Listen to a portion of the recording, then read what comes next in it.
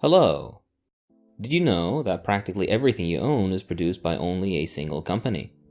Well, that's only slightly hyperbolic. The vast majority of things you own or consume daily are things produced by an ever-decreasing handful of giant producers who have near total control over the market and your life. We'll discuss the US mostly, but this is valid for practically every country on Earth. Under capitalism, most of the supposed variety that exists is only artificial.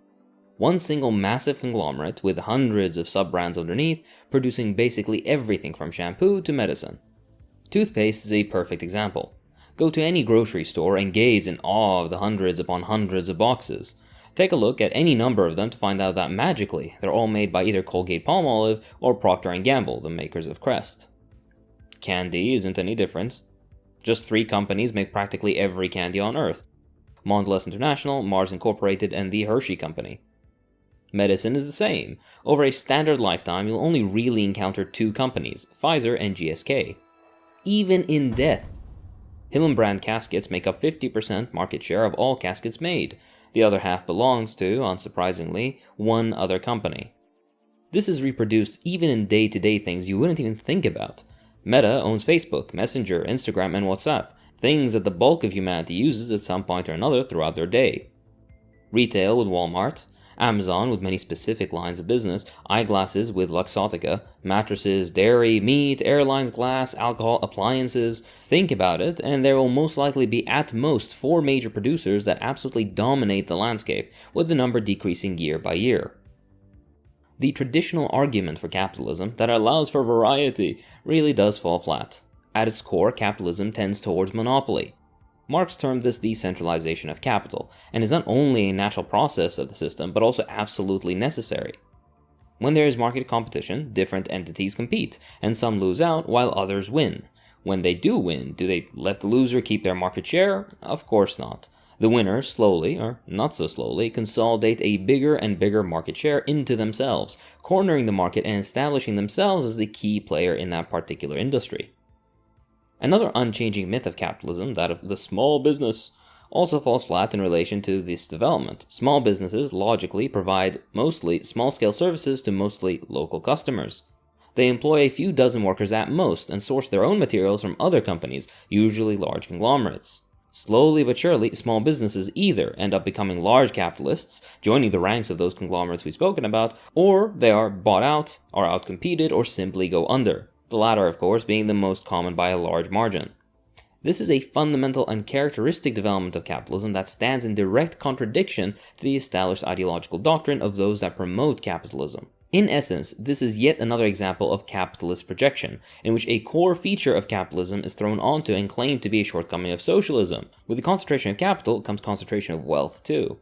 We should distinguish between those who own the wealth of society and those who have to work for a living. The former, who compose the owning class, live mostly off of investments, which include stocks, bonds, rents, mineral royalties, and other property income. The latter live mostly off of wages, salaries, and fees. Even though this difference is blurred by the range of incomes between, and even within these two groups, fundamentally the way they relate to the means of production, that being either owning capital or factories, workplaces, mineral wealth, land, etc., or working for capital without owning any themselves, is what defines their class character. The small business owner, who is driven out of the market by the thousands each year, falls into the same capitalist class, although they're usually delineated by their small petty capitalist status, unlike large corporate capitalists. Likewise, factory and service workers are as much workers as professionals, managers, and the like, even though the latter may live lifestyles which makes them self-identify as middle or even upper middle class.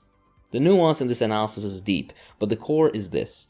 There are 2 large class clusters, one who employs workers while owning everything, and the rest, the vast majority of humanity, who are employed and work for the former without owning much if any capital at all. See this video for a deeper dive. Back to the video in just a second. Let's hear from today's sponsor, Blinkist. Blinkist is an app that allows you to derive and understand all the core points from over 5,500 non-fiction titles and podcasts in just 15 minutes. It's a great way of enlarging your base of knowledge, especially when on the go or in a time crunch. Grocery shopping, a train ride, or waiting for an appointment can all be turned to opportunities to absorb and understand new and exciting information, all from the comfort of your phone. With thousands of books on offer in 27 different categories, it's a great way to get bite-sized packs of information, both in text and audio format if you so choose. The diversity in thought presented is very wide, and they even have neat little recommendations for other related reading you could do to contrast with different perspectives.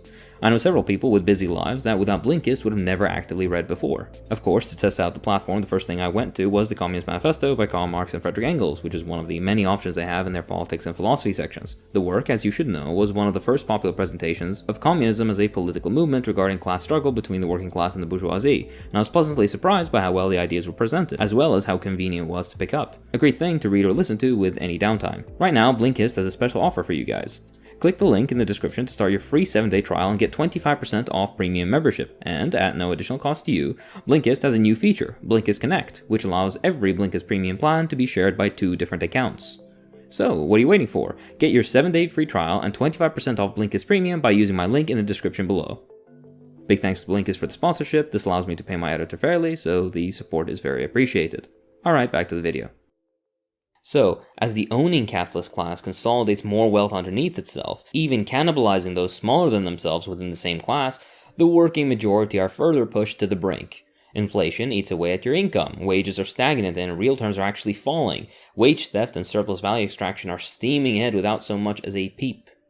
To quote Parenti, workers' wages represent only a portion of the wealth created by their labor. The average private sector employee works 2 hours for herself or himself and 6 or more hours for the boss. The portion that goes to the owner is what Marx called surplus value, the source of the owner's wealth. Capitalists themselves have a similar concept, value added in manufacture.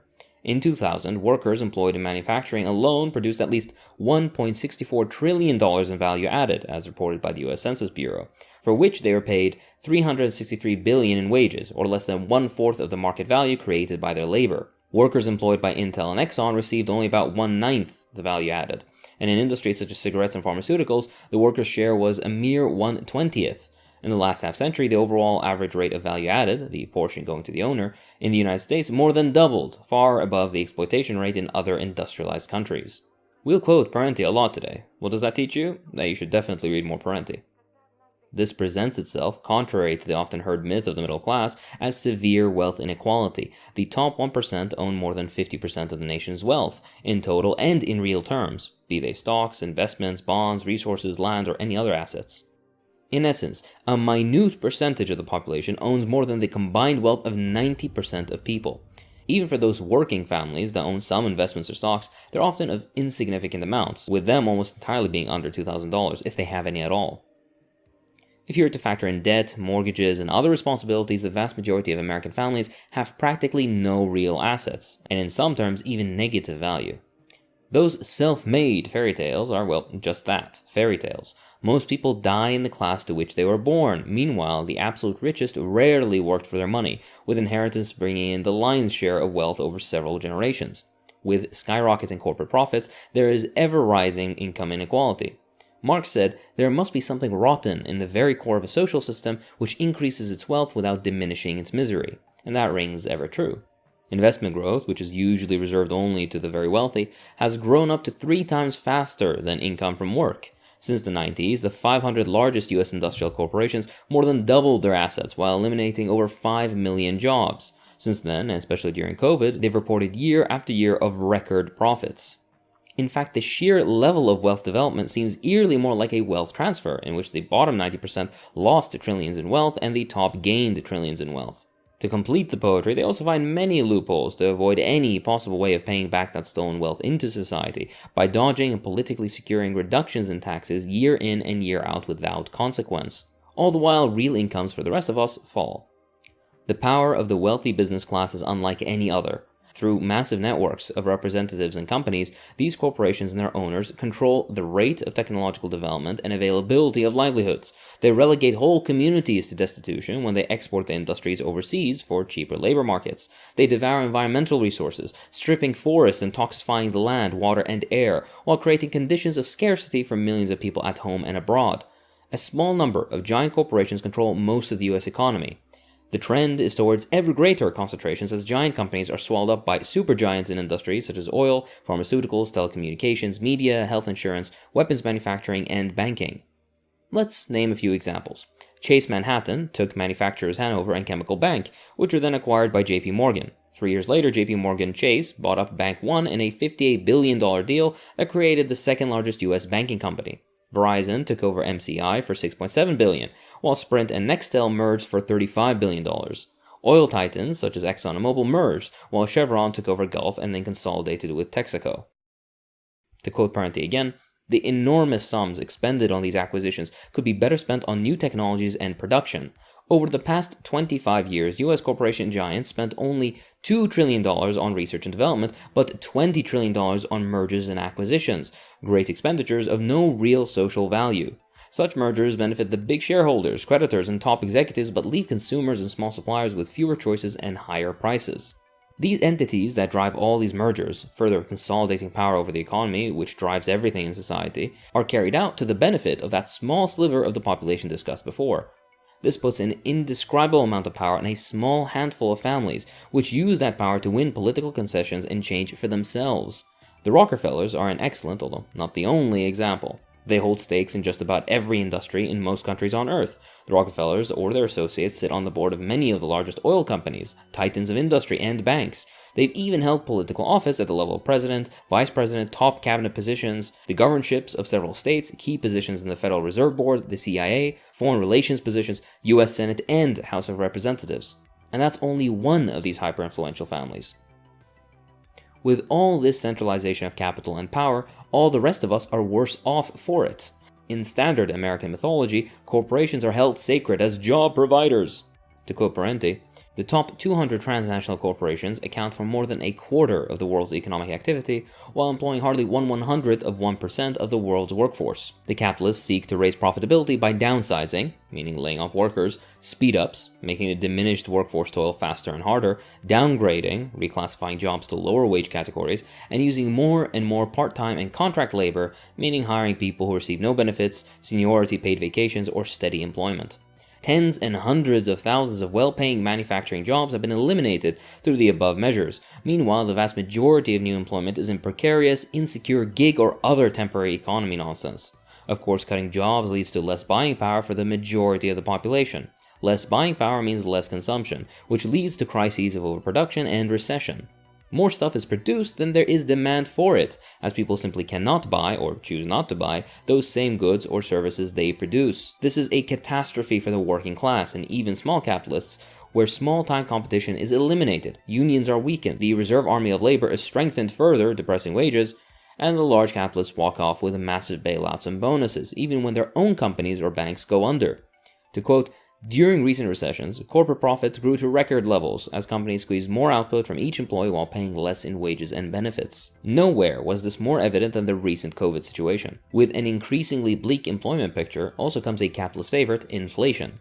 Annual inflation rates as low as 3% still nonetheless erode buying power over just a few years. Currently, the US inflation rate sits at 8%. A common lie is that higher wage demands are what drive inflation. They claim that higher wages mean higher production costs and as a result end up in higher prices. Looking at the facts though, prices and profits have risen far quicker than wages. Those fields which account for the vast majority of household spending, food, fuel, housing, and healthcare, are also usually badly compensated, aside from a few exceptions, and are amongst the most inflationary.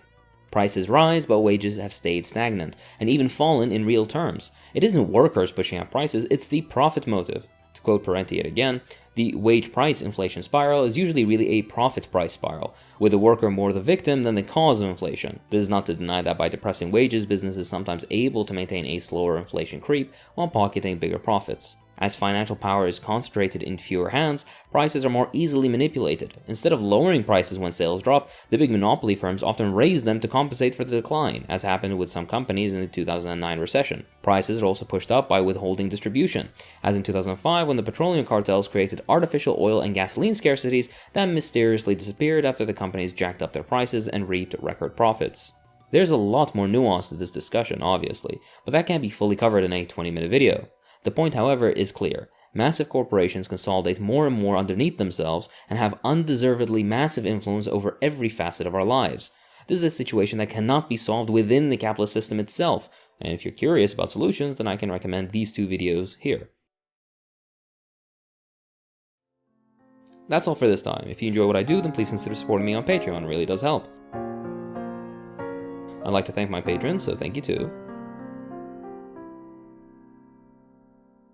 Alejandro Arzipe, Sebastian Seigert, Brandon Wambolt, Julian JL, Steven Vassallo, Brandon C, Connor Hawley, Jack G, Kristen Janutis, Elisha Mack, R3 HBK, Suhaib Elvecki, John HN, Pid, Kara, Big EZK, Army Stephenson Dickinson, Space Socks, Poop Ship, Jaws Matner, actually Jeff Bezos, Joe Schumacher, NC Manatista.